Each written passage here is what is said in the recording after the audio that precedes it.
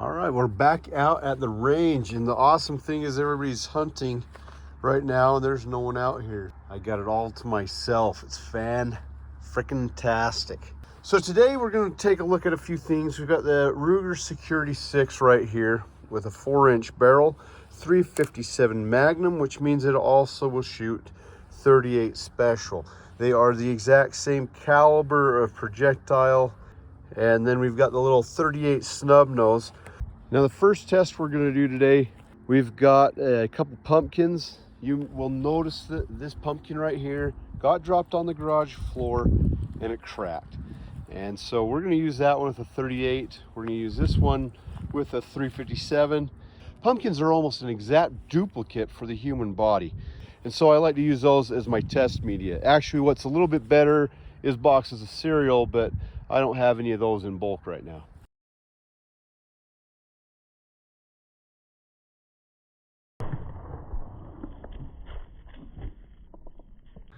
All right, as you can see, devastating results. All right, it split that pumpkin, although it did not penetrate the vest. It's the back side. We'll look at that in a second. It did cause enough force to be transferred into that pumpkin to just blow it apart. So there's where we hit it. I'm just gonna kind of push that back like so, and we'll try shoot the 38 right about here. Now, I'm not saying the 38's not a useful round. There's just a difference. That's all I'm trying to demonstrate. I love the 38 Special. I forgot to say this, but I shot a 125 grain XTP. It was backed by 296. This one's gonna be the exact same projectile, 38 Special plus P, backed by Bullseye.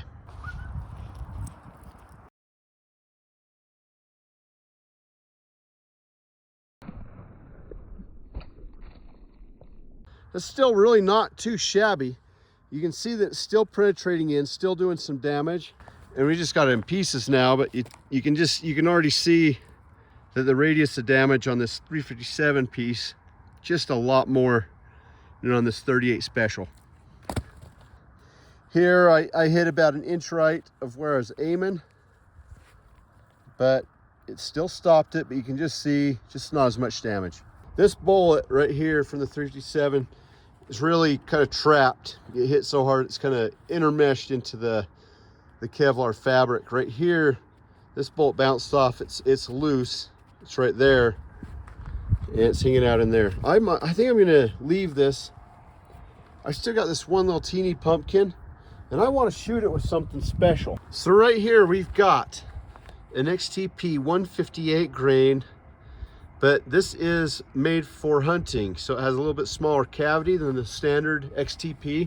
So your standard 125 grain XTP right there has a nice large cavity for expansion. And then this one was developed for hunting purposes. Not that they both won't work, but this just, it minimizes the expansion a little bit, so you don't get quite the rapid expansion, and then you get a little bit better penetration. That's the theory behind it. From my experience, my tests, that actually does work pretty good. Let's test this thing out on this little guy real quick.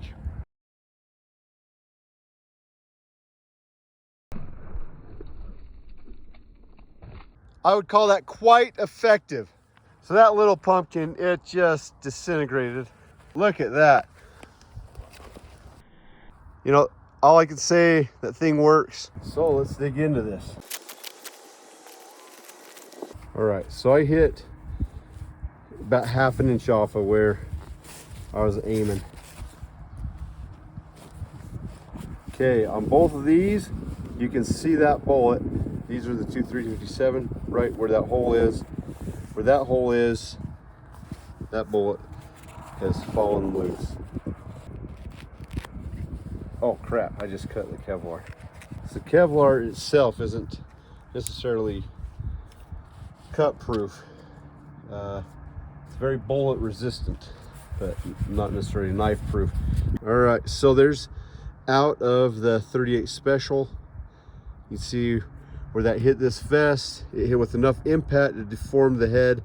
This is very typical of what a bullet will look like when it hits ballistic body armor. Soft body armor per se.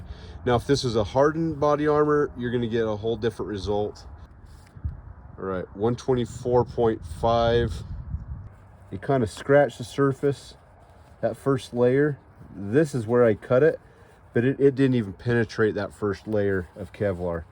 But apparently I did. Now look at this. There's that same bullet, 125 grain XTP. The vest did its job and stopped it, but world of hurt behind it. Oh, there we go. So that went in there. I mean, look at that. Right there. That just went in there and just kept on pushing. It gave its all. All right, 124 point, who knows? Somewhere in that range. The breeze is throwing it off, but it looks like it basically held all of its weight, or near all of its weight. It penetrated through multiple layers of this Kevlar. All right, and this one is actually a little surprising to me. Now, granted, I'm not surprised that the mushroom's smaller. Once again, it's a flat point hollow point, if that makes any sense. So this one actually, it kind of tore the first layer, but it didn't go through that first layer. These are also moving quite a bit slower. It's a bigger bullet with less powder behind it, but a ton of energy. As you can see, it still imparted massive amounts of energy into the vest and whatever was behind the vest. And 158.2, and there's, like I said, there's a breeze, so that's changing. So this thing has 100% weight retention. It does demonstrate that difference between that small hollow point and the standard XTP hollow point, how that works. Even not that this is really a great determination on that.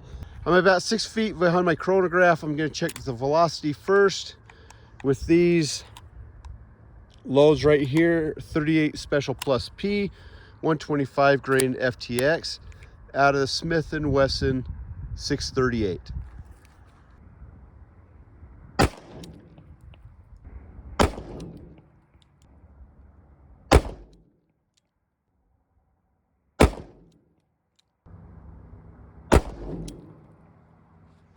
All right, as you can see, we're getting about 840 to 900 feet per second. I know I got a big spread on that. I really have never been able to figure out how to not get that with 38. There's some patterns that give better case fill, which I think would help with consistency, but you don't get the velocities that you need in order to get these XTPs to expand. Now we got 5 of the same round being shot out of a 357 mag, and it's got a 4-inch barrel. So we're just gonna see how that barrel length is gonna affect the velocity on this particular load.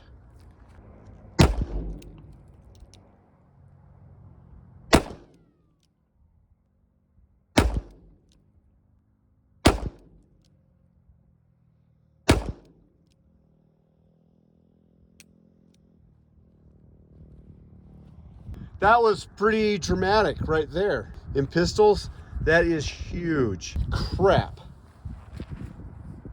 Oh, shoot. What I forgot to do is save 2 of them, and I wanted to do an expansion test. But really right here, we're at the bottom of the consistent expansion at this level, about the 840 on up to 900. And I have another video that shows the way the XTPs expand at different velocities. But they do expand way better and do perform much better at that 1,000 feet per second. And it just gets better from there on up. So we'll test one of these 125 grain XTP loads with the W296, just for kicks and giggles. Okay, the next 2, they're gonna be 125 grains, backed by the 296. 1439, 1438. Now those have great case fill, so that doesn't surprise me on that, the consistency there. Now we're gonna do the 158 grain flat points. 1157, 1124. So that's where those 357 rounds were coming in for velocity, and it's kind of interesting. That's something that I've wanted to test for a long time.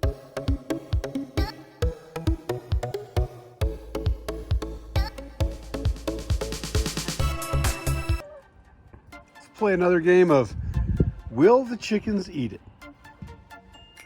We have ourselves one of those. And I didn't even know it. Somebody put a little pen thing in there. All right, come on.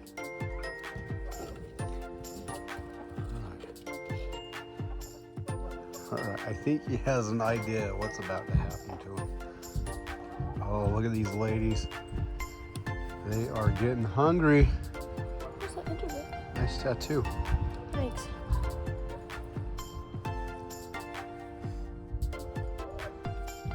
Oh, first one, second one. All right, now we know which one's the boss. The boss is the Barred Rock.